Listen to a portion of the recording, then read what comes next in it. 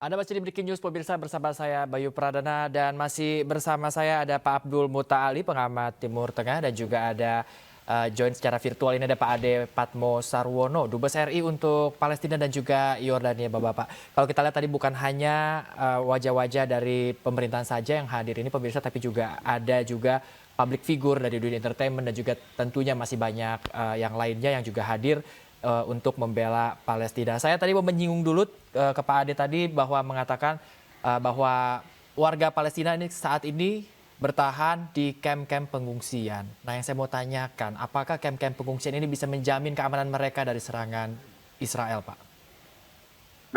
Sangat disayangkan sekali tidak. Jadi beberapa kamp pengungsi ini justru menjadi sasaran serangan dari Angkatan Udara Israel.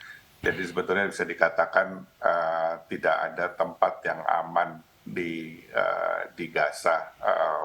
Bahkan ada menyasar juga walaupun tidak langsung ke rumah sakit, tapi di beberapa wilayah yang berdekatan dengan rumah sakit sehingga sangat mengganggu atau menghambat pelayanan kesehatan. Seperti mungkin di pemberitaan kemarin ada juga serangan yang mengarah kepada ambulans yang sedang membawa pasien. Jadi boleh dikatakan tidak ada tempat yang aman di Gaza pada saat ini dan dimanapun dan kapanpun bisa terjadi serangan dari Israel.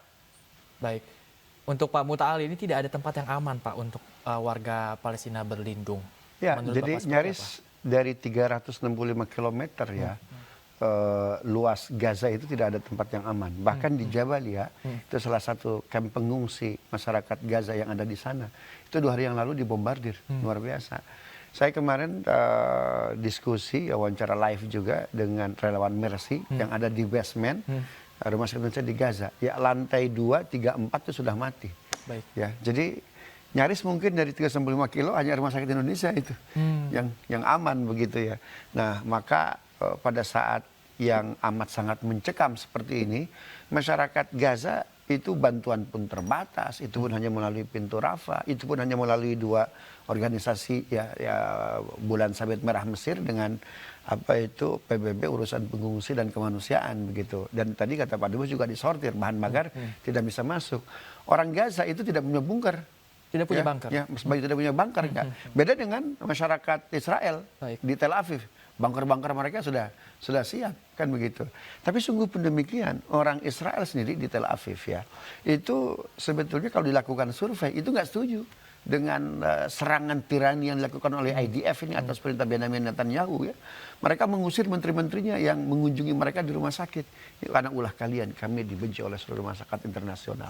Maka aksi-aksi damai di ruang publik, ya kemudian di ruang media sosial. Saya kira ini 2 ikhtiar yang mesti dilakukan terus digelontorkan ya oleh masyarakat internasional. Pak Mutali, maaf saya memotong tadi sebelum saya lupa ini tadi mengatakan bahwa masyarakat Palestina ini tidak memiliki bunker untuk berlindung. Tapi belakangan ini ada tuduhan yang dituduhkan kepada Hamas bahwa Israel mengatakan bahwa Hamas berada di terowongan-terowongan. Seperti apa menurut ya, jadi kemarin Herr Levy itu kepala staf IDF ya, itu baru merekognisi jasad pejuang Palestina itu hanya 17 yang dia bisa tampilkan. Sebaliknya dari 2.000 orang Israel yang meninggal itu 1.700 itu tentara. Kemarin yang direkognisi, yang diakui oleh Benjamin Netanyahu 1.400, padahal data dari Reuters itu 1.700. Artinya 10.000 yang meninggal dari pihak Palestina, 80% anak-anak dan perempuan. 2.000 yang meninggal dari pihak Israel, itu 1.700 adalah tentara. Ini sebetulnya secara kualitatif gitu ya. Kalau kita berbicara sebetulnya mana yang diserang, ya, mana yang tirani, mana yang bukan. Dari situ kelihatan. Nah, data kami, para pejuang Palestina, itu dia tidak akan tinggal di pemukiman apalagi padat penduduk. Ya, mereka tinggal di mana? Di terowongan-terowongan. Ada ribuan terowongan, bahkan itu panjangnya bisa ratusan kilo. Ya, Al Jazeera itu menjepret itu mereka melakukan reportase kan begitu. Nah, jadi mereka tidak akan tinggal di apartemen, di pemukiman. Kenapa? Karena resikonya berat. Bahaya ya. Ya bahaya. Bukan hanya bahaya, tetapi nanti yang korbannya bukan hanya pejuang Palestina, tetapi juga adalah masyarakat sipil. Warga sipil. Itu sebabnya mereka menghindar betul berbaur dengan masyarakat sipil. Oke. Jadi dari situlah muncul spekulasi tadi yang memang dilakukan Israel bahwa Hamas itu ada di terowongan-terowongan tadi ya. Ya, Mas. Jadi Mas Bayu ya, alutsista Israel itu luar biasa. Saking hebatnya dia bisa mengekspor. Ya, dia bisa mengekspor alutsistanya ke beberapa negara. Artinya ketika satu negara mengekspor alutsistanya berarti kebutuhan untuk domestik sudah cukup. Ya, itu sudah cukup. Rudal, roket Israel, ya itu kan punya mata. Harusnya dia tidak menjadikan target apartemen, sekolah, masjid, gereja. Itu menjadi main destination kan, bukan targetnya. Tetapi kan sipil ini menjadi targetnya. Ini sebuah kejahatan kemanusiaan yang luar biasa.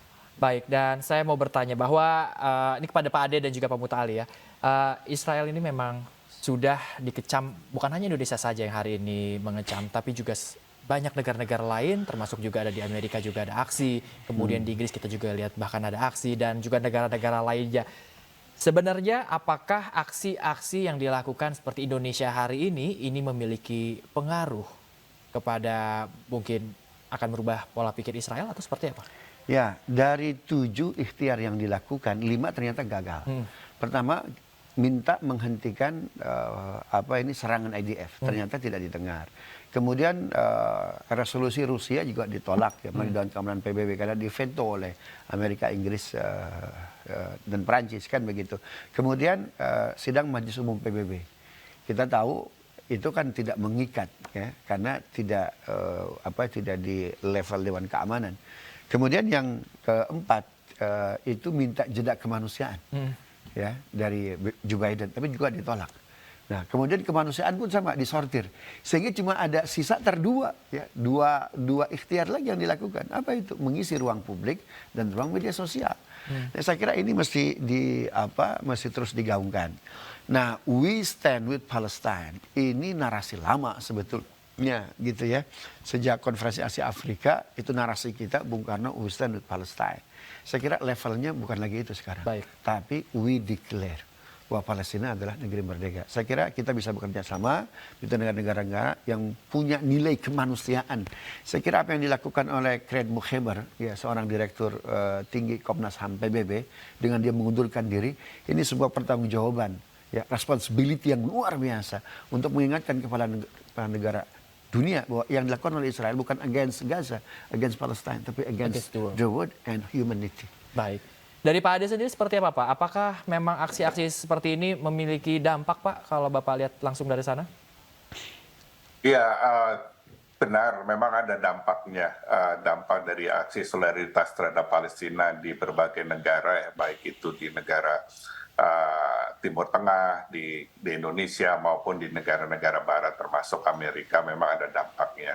Kita lihat itu dari pergeseran sikap terutama dari Amerika yang pada awalnya selalu menggaungkan adalah hak Israel untuk membela diri, tapi tadi juga dia telah disinggung sekarang Amerika mencoba mendorong di implementasi jeda kemanusiaan atau humanitarian pause. Ini menunjukkan bahwa ada pergeseran sikap dari setidaknya dari Amerika dan mungkin juga didukung oleh negara Barat lainnya karena melihat penderitaan yang korban anak-anak, perempuan dan lansia di Gaza yang memicu tekanan ke publik terhadap pemerintah. Memang ada ini sangat berpengaruh. Namun seberapa jauh nantinya implementasi atau penerimaan terhadap jeda kemanusiaan ini masih belum terlihat karena kemarin ada pertemuan antara Menlu Amerika dengan 5 Menteri Luar Negeri negara kunci Arab yaitu Yordania, Mesir, Qatar,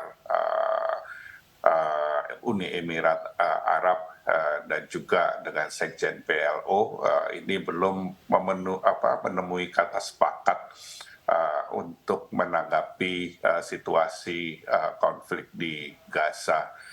Jadi masih jauh dan pertempuran masih berlangsung.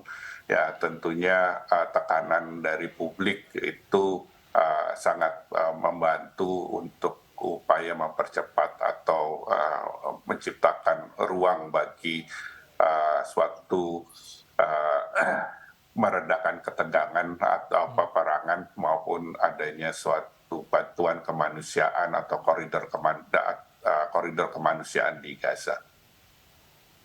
Baik, kita berarti artinya apa yang kita lakukan selama ini, baik aksi langsung yang ada di Monas saat ini maupun juga yang telah kita serukan di media sosial, ini tidak ada yang sia-sia dan kita sama-sama kita bahu-membahu, ini kita lakukannya terus agar kita bisa membantu Palestina untuk mendapatkan kebebasannya. Saya terima kasih kepada Pak Abdul Mutali, pengamat Timur Tengah, dan juga Pak Ade Patmo, nih Dubes RI untuk Palestina dan Yordania. Terutama untuk Pak Ade, hati-hati di sana Pak, selalu jaga kesehatan, jaga keselamatan. Terima kasih atas waktunya Bapak. Pak Mutali juga terima kasih, selamat melanjutkan aktivitas Bapak. Baik, Terima kasih atas waktunya.